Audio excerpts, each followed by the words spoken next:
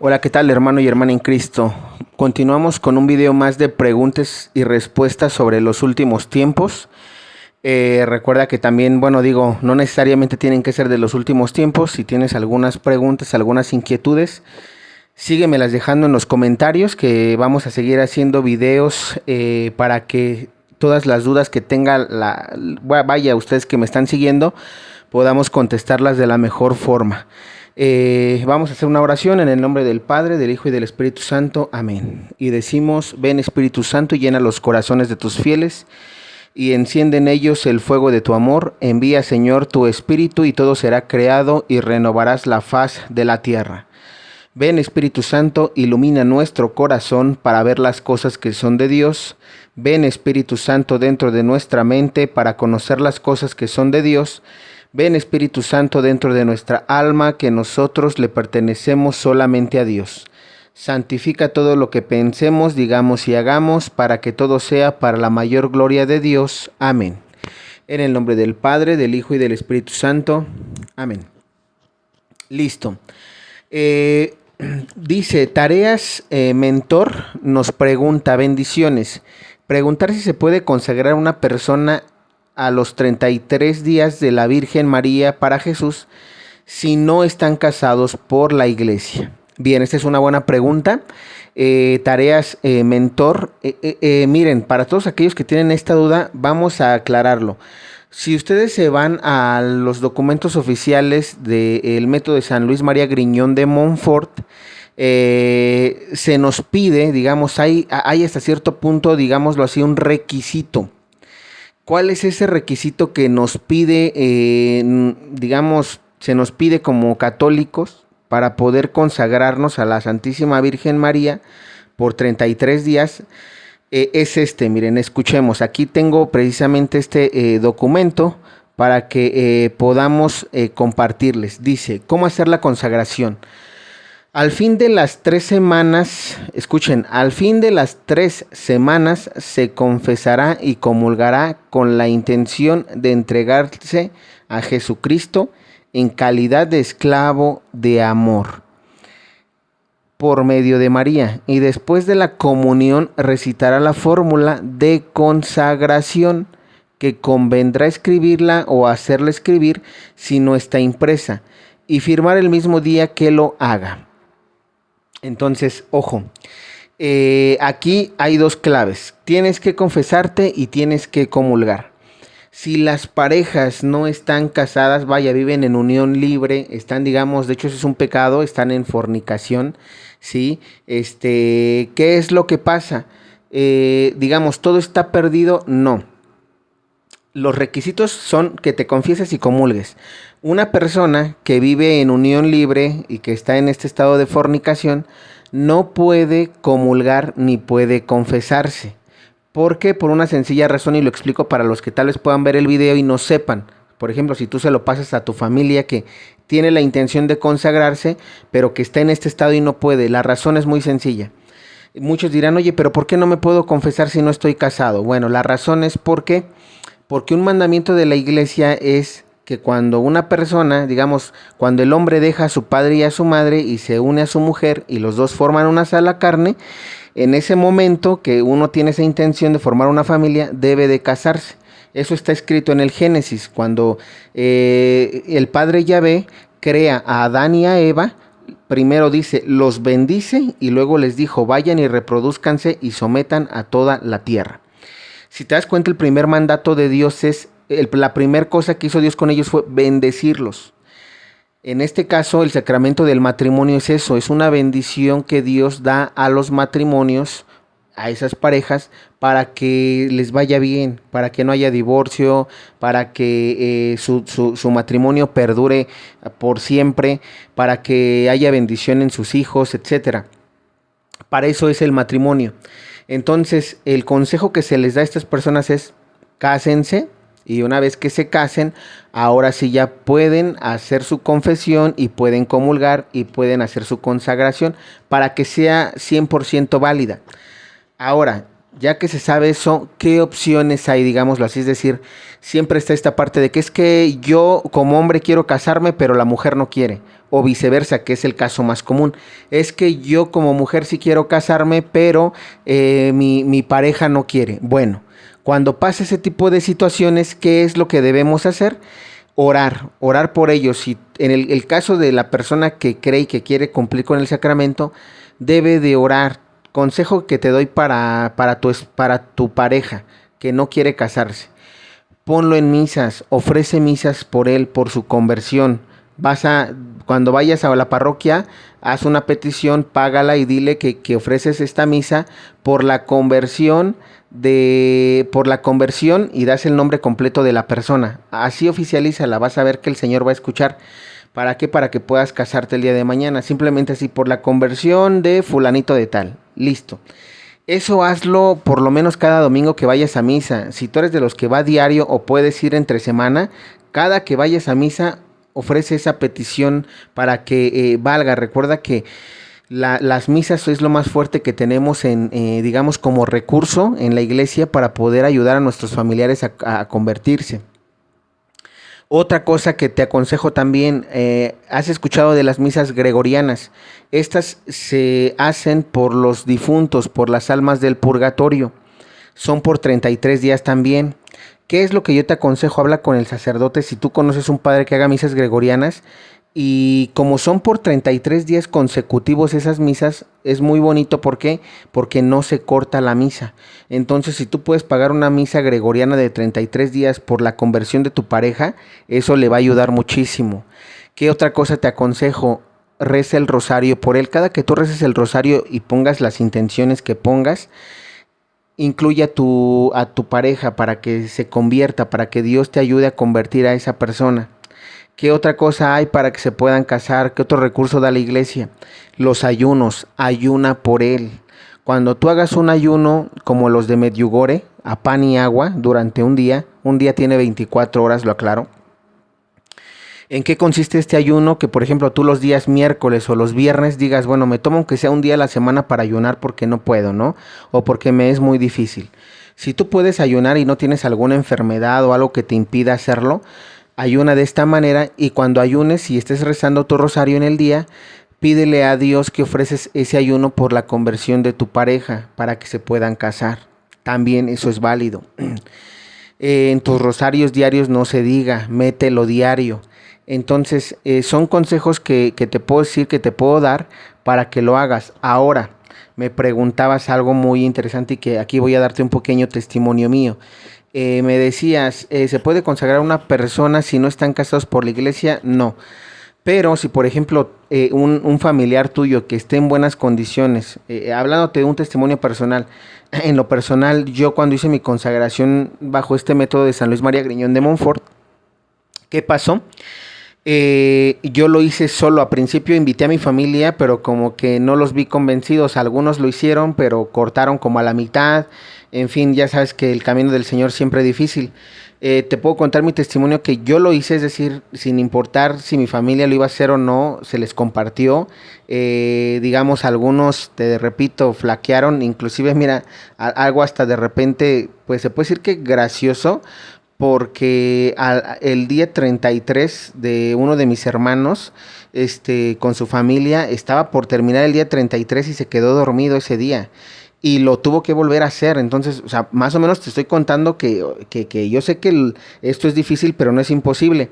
El punto es que cuando yo digamos, fue el único que de mi familia, el primero que empecé con esto, y yo los incluí, es decir, en cada oración diaria yo metí a la familia. Señor, te entrego a mi familia para que se consagren también, y mencionaba los nombres completos de mi familia, de cada uno de los integrantes de mi familia, hermanos, hermanas, cuñados, cuñadas, sobrinos, sobrinas, papá, mamá y abuelitos, ¿no? Entonces, dentro del núcleo cercano, digamos, inclusive nombré hasta a mis tíos, primos y sus familias, así te lo digo. ¿Qué fue lo que pasó? Yo termino mi consagración yo en lo personal ese año, y al siguiente año, cuando vuelvo a renovar mi consagración, obviamente un mes antes más o menos le informé a la familia, ¿saben qué? No la hicieron, se quedaron dormidos, algunos desfallecieron, etcétera. háganla. Para eso yo te digo, yo los había incluido en mi consagración. Y siento que el Señor escuchó mis oraciones. Este es el testimonio. Que yo siento que el Señor escuchó mis oraciones porque mi familia al siguiente año se consagró. Mira, no te voy a decir que completa todos. Faltaron prácticamente pues algunos dos familiares míos junto con sus familias, pero en sí te puedo decir que como el 70% de la familia se consagró. Entonces, para mí esa fue una gracia de Dios porque yo nunca, digamos, perdí ¿cómo se le puede decir? La fe en Dios y la confianza de que Dios iba a escuchar mis súplicas. Lo mismo te digo a ti, que puedes tardarte un año para que tu esposo se convenza o más bien tu pareja se convenza para que se casen. No dejes de insistir. Entonces ese es el consejo que yo te doy y listo. Vale, espero te haya servido. Luego dice Marbella Soto, nos pregunta: hola querido Eddie, quiero preguntar respecto a los profetas que son hermanos separados, si lo dicen ellos, ¿es verdad o no? Me refiero que en la misma Biblia dice que Dios en los últimos días mandará visiones, sueños, y si Dios no se encapsula solo en la católica, ¿cómo podemos ver estos profetas pero que son separados? Bien, esta es una buena pregunta, Marbella Soto. A mí me gustó mucho tu pregunta. ¿Por qué? Porque precisamente, ojo, solamente los verdaderos profetas, quiero que quede claro. Un profeta, vámonos a la Biblia, Jonás, vámonos con Isaías, vámonos con Samuel, vámonos con alguien más, ¿quién más? Bueno, hay muchos, ¿no? Pero Jeremías, por ejemplo. Vámonos a esos profetas del Antiguo Testamento. Ellos, digamos, eran de los de la tribu eran de los de la tribu de Israel, el pueblo escogido por Dios. Quiero que se entienda que en el Antiguo Testamento solamente el pueblo elegido por Dios tenía verdaderos profetas, que en este caso ellos eran judíos, ¿vale? No podía haber ahí algún extranjero, algún pagano, que para ellos eran gentiles. Gente que no fuera judía no profetizaba.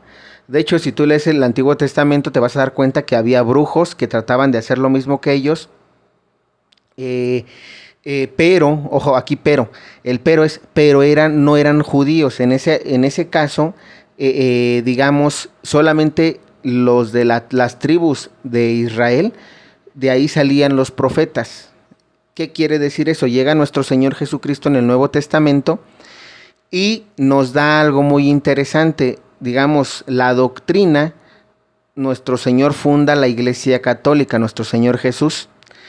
Entonces, vamos ligado a eso. Ni los judíos actualmente, ¿sí? Quiero que quede claro, ni los judíos que fueron el pueblo elegido de Dios desde el Antiguo Testamento, ni ellos ahorita pueden recibir mensajes proféticos de Dios.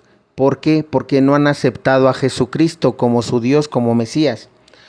¿Por qué los hermanos separados de otras iglesias, llámese Luz del Mundo, llámese pentecostales, llámese adventistas del séptimo día, llámese cristianos a secas, llámese mormones, llámese evangélicos, etcétera?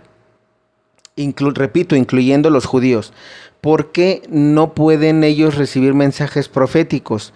Porque no han aceptado la iglesia que fundó nuestro Señor Jesucristo, que es la Iglesia Católica. Y si no aceptan ellos la iglesia, digamos, al verdadero Señor Jesús, porque ellos, por ejemplo, no creen en María, no creen en los santos, no creen que podemos tener imágenes, y así me puedo ir, hay muchas cosas que ellos no concuerdan con nosotros, no están en comunión con el Papa.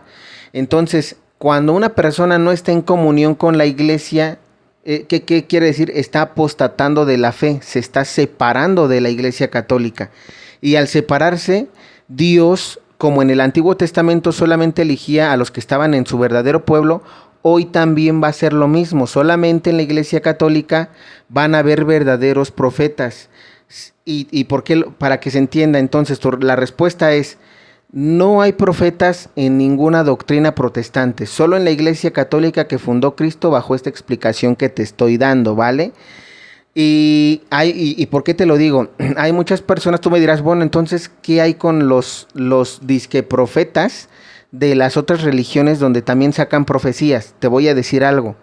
Lo mismo que está pasando en la Iglesia Católica, tristemente. Se están copiando las profecías. Son falsos profetas porque ellos profetizan, entre comillas, con las profecías verdaderas que están en la Iglesia Católica. Y eso ya es un video que voy a hacer próximamente. Y tengo con qué comprobar de varios protestantes, de varios pastores que han usurpado, han copiado las profecías de la Iglesia Católica. Te voy a decir que inclusive han copiado de las profecías del padre Michel Rodríguez, han copiado profecías de Garabandal, han copiado, y ojo, lo más curioso es que ellos no hablan de las profecías de Fátima, porque ahí habla de que un papa es el que va a morir mártir. Entonces, como ellos no creen en el Papa, pues obviamente no profetizan lo que no les conviene, no copian lo que no les conviene, pero sí profetizan, por ejemplo, ellos, te voy a poner un ejemplo. Los católicos decimos que el aviso viene, que el aviso que se profetiza en Garabandal, y que profetizan otros profetas, por ejemplo, el padre Michel, la niña sierva, Marga, etcétera. ¿Qué es lo que pasa? Ellos, al escuchar sobre el aviso, ellos dicen y profetizan aparente, y digo entre comillas, porque no es profecía de ellos, de hecho eso no existe, el rapto, el arrebatamiento. Ellos dicen que para ellos, ellos como son los verdaderos cristianos, pues ellos van a ser raptados, van a ser arrebatados y Dios los elige a ellos porque son de la verdadera iglesia y solamente ellos pueden ser salvados o salvos. Entonces, fíjate cómo eso viene siendo algo similar a lo que viene siendo el aviso, y digo similar porque nosotros no creemos en esa profecía del rapto y el arrebatamiento, pero sí en el aviso, y en el aviso se dice que el alma va a ser arrebatada de tu cuerpo. Ojo, que se entienda como diferente el arrebatamiento que ellos dicen.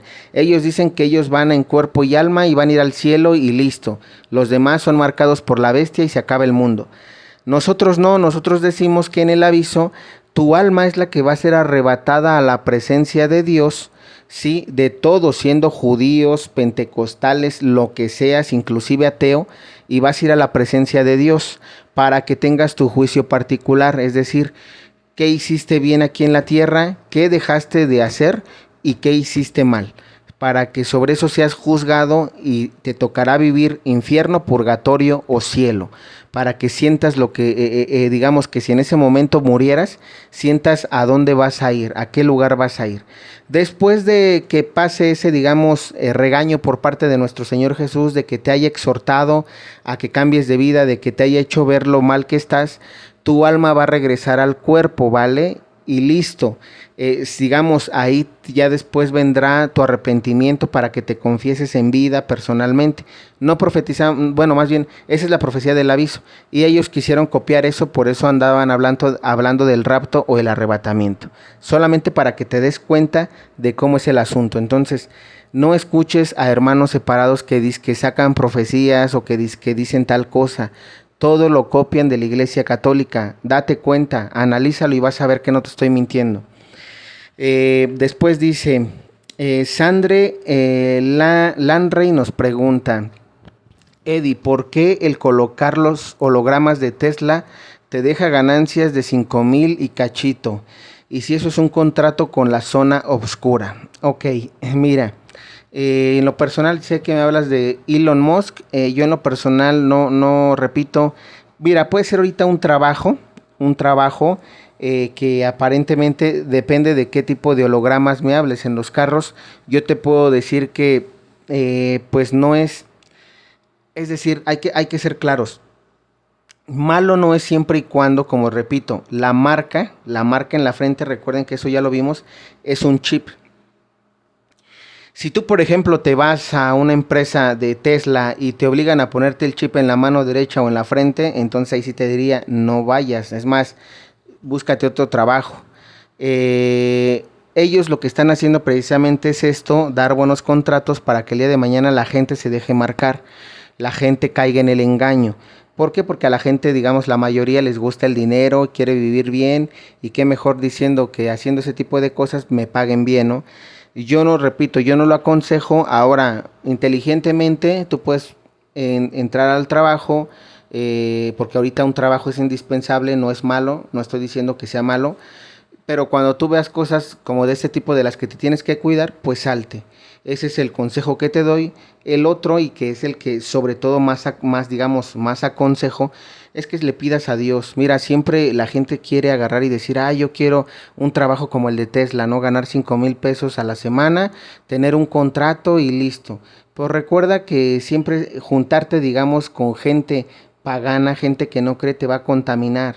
Por eso lo ideal es que, mira, si tú necesitas un trabajo, un dinero, lo ideal es que, mira, mejor vayas, vete al Santísimo y pídele a Dios que te ayude a conseguir un empleo bien pagado, que te ayude a conseguir el trabajo que estás buscando, o que según la carrera que estudiaste, que te ayude a conseguir ese trabajo donde puedas tú solventar tus gastos. Siempre es lo ideal, porque mira, aquí yo te puedo decir como lo que te dije, ve y trabaja y todo, pero mucha gente se pierde. Ve lo que le pasó a Judas. Judas pensaba que por estar con Cristo todo iba a salir bien y no iba a pasar nada, él era el Mesías, y se dejó corromper porque le ofrecieron dinero. Entonces, el mejor consejo que te doy y que yo te aconsejo que tomes y que hagas es el de ir al Santísimo y pedirle a Dios que te dé un buen trabajo bien remunerado, ¿vale? Jairo Iván Sánchez Alfonso nos dice, sacerdotes que son precisos son el padre Guillermo León Morales y Monseñor Andrés Tirado. Jairo Iván Sánchez, te voy a decir algo, tristemente estás equivocado. Yo te voy a aconsejar que no, mira, el padre Guillermo León Morales menciona que las almas del infierno pueden salir si ofreces misas por ellas. Hay un testimonio según, digamos, él, donde él ve a Hitler y Hitler le menciona eso, que con misas que ofrezca por él va a salir del infierno. Y eso es una completa mentira y herejía. ¿Por qué? Porque tenemos la parábola en los evangelios de Lázaro y el hombre rico. Y ahí se menciona cómo precisamente el hombre rico quiere salir del infierno al cielo, donde está Lázaro, y no puede hacerlo. Entonces, ¿qué quiere decir eso? Que si algo va contra doctrina, no puede ser verdadero profeta. Y aunque sea sacerdote el padre Guillermo León Morales, no es profeta, ¿vale? Por esa razón, un profeta no puede ir en contra de la Biblia. Monseñor Andrés Tirado también digamos que es de una secta, entonces hay que tener ahí cuidado con todo eso. Tenemos que saber a quién sí y a quién no. Repito, podrán tener su sesión apostólica, podrán tener su documento oficial donde ellos digan yo soy sacerdote de la Iglesia Católica o fui sacerdote de la Iglesia Católica, fui ordenado, tengo la sucesión apostólica y mi papelito habla y me respalda. Pero te voy a decir algo, vete al sínodo alemán donde los sacerdotes que son de la Iglesia Católica, que salieron de seminarios de la Iglesia Católica, que tienen la sucesión apostólica y su papelito que los ampara, te voy a decir algo, si ellos están casando matrimonios del mismo sexo, eso va contra doctrina, entonces tienes que tener cuidado. No digo que no sean sacerdotes porque lo son por la sucesión apostólica, pero hay que tener cuidado si están en las enseñanzas de la verdadera doctrina o están haciendo su voluntad y están cayendo en el engaño y tristemente si tú sigues allí te vas a perder, así te lo digo, pero tú sabrás, cada quien es libre. Continuamos. Después Cecilia del Carmen González Maldonado nos pregunta, Eddie, ¿los objetos sagrados los puede tomar un laico con sus manos descubiertas? Qué buena pregunta. Hasta aquí voy a dejar este tema, pero les voy a contestar con Biblia. Eddie, los objetos sagrados los puede tomar un laico con sus manos descubiertas. La respuesta es no. Muchos me dirán, oye, pero sí se puede, ya los ministros de la comunión están, los de la liturgia ayudan a los sacerdotes a tomar el copón en la Eucaristía, etcétera. Miren, les voy a decir por qué bíblicamente, repito, esto no importa si el canon de la Iglesia Católica o los cánones de la Iglesia te lo permiten, aquí no importa si el catecismo te lo permite, aquí no importa si alguna encíclica te permite tocar los vasos sagrados o ser ministro de la comunión. Vamos a lo mismo, te voy a decir por qué. ¿Por qué tiene que ver los ministros de la comunión con los objetos sagrados, si los puede tomar un laico o no? En el Antiguo Testamento, voy a hacer un preámbulo, en el Antiguo Testamento la tribu de Leví era la única que estaba ordenada para el sacerdocio. De las 12 tribus escogidas por Dios, de las 12 tribus de Israel, solamente una, la tribu de Leví, fue elegida para ser sacerdotes, ¿sí? Ahora, solamente ellos podían entrar al arca de la alianza. Solamente ellos podían tocar el arca de la alianza. Para los que no saben qué era el arca de la alianza, era, una tipo casita, ¿sí? Para que se entienda rápido, donde dentro del arca estaba nuestro Padre Yahvé. Nuestro Padre Yahvé estaba dentro de esa arca. Te voy a poner un ejemplo. Ahora, ya que se entiende eso, vamos a llevarlo a nuestra época actual. El arca de la alianza es ahora el sagrario donde está nuestro Señor Jesús, la Eucaristía y el cuerpo la Eucaristía y el vino o la sangre de Cristo está dentro del sagrario. Cuando tú vas a misa y ves que el sacerdote abre, digamos, esa cajita, ese es el sagrario, y saca de ahí las hostias y saca de ahí el vino para hacer la consagración y convertir esas hostias en cuerpo de Cristo y convertir el vino en la sangre de Cristo a través de la imposición de manos y de la oración que se hace en las misas. Bueno, ese es actualmente ese arca de la alianza. Y junto con ello, todos los vasos sagrados que estén, digamos, en el altar, son precisamente sagrados.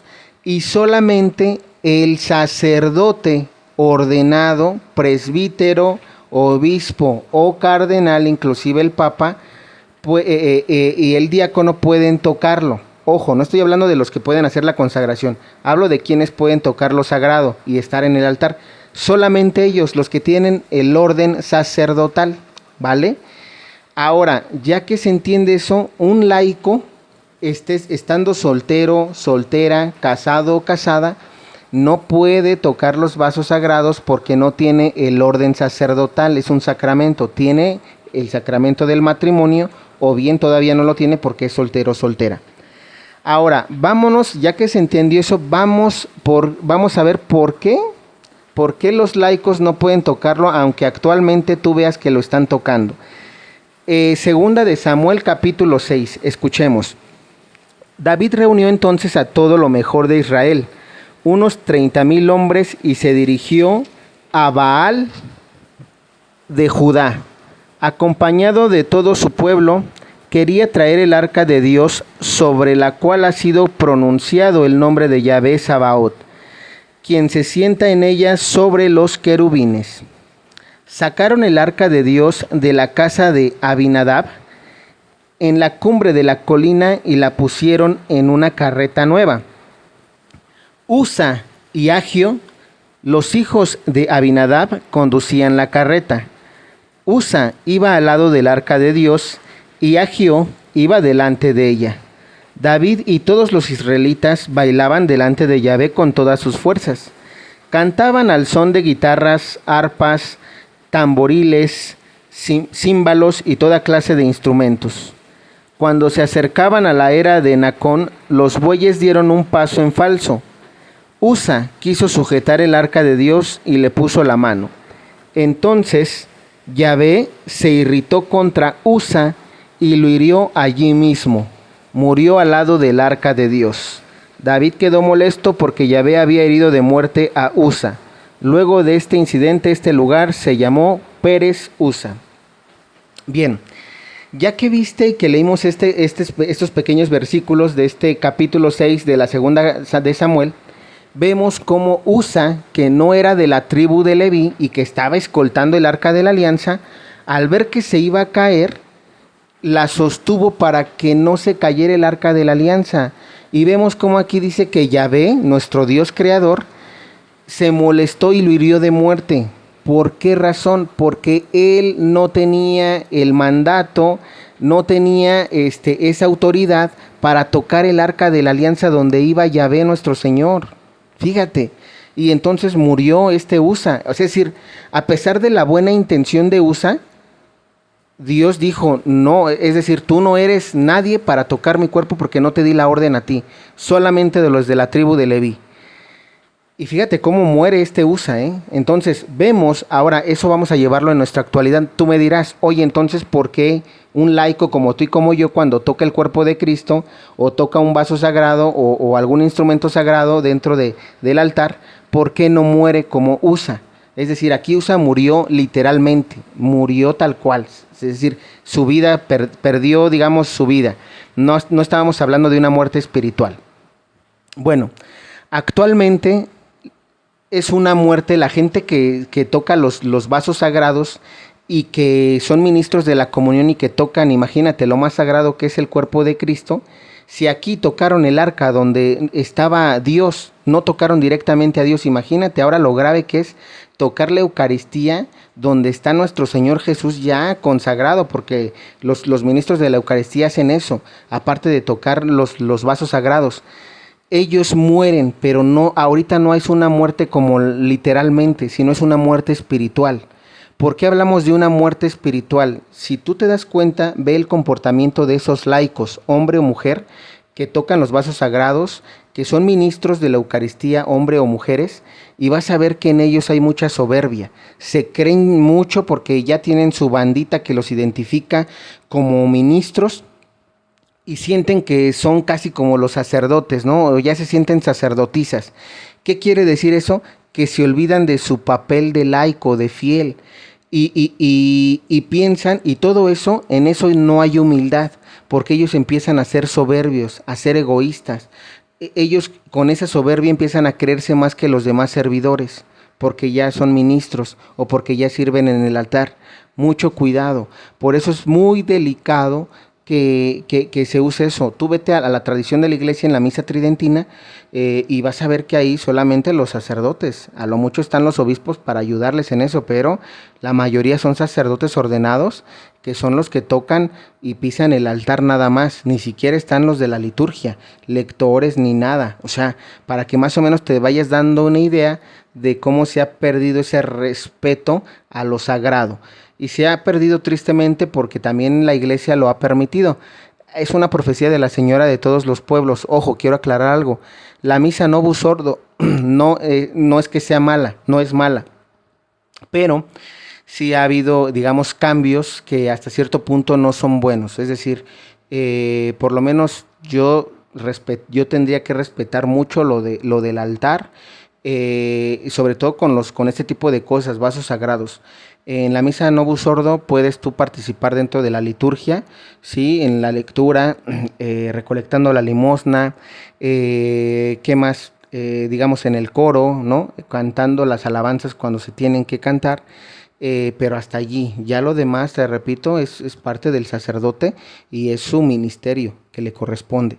Entonces espero se haya entendido, se haya contestado.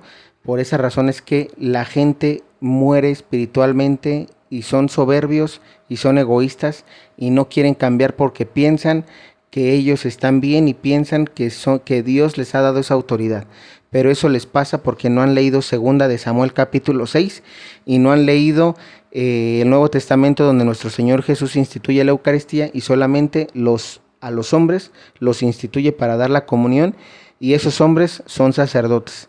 Tienen el sacramento del orden sacerdotal, no el sacramento del matrimonio, ¿vale? Entonces espero te haya contestado a tu pregunta. Hasta aquí dejamos estas preguntas y respuestas. Sígueme dejando más preguntas por si tienes más dudas, que estaremos aclarándolos en los próximos videos. De mi parte es todo. Que Dios te bendiga.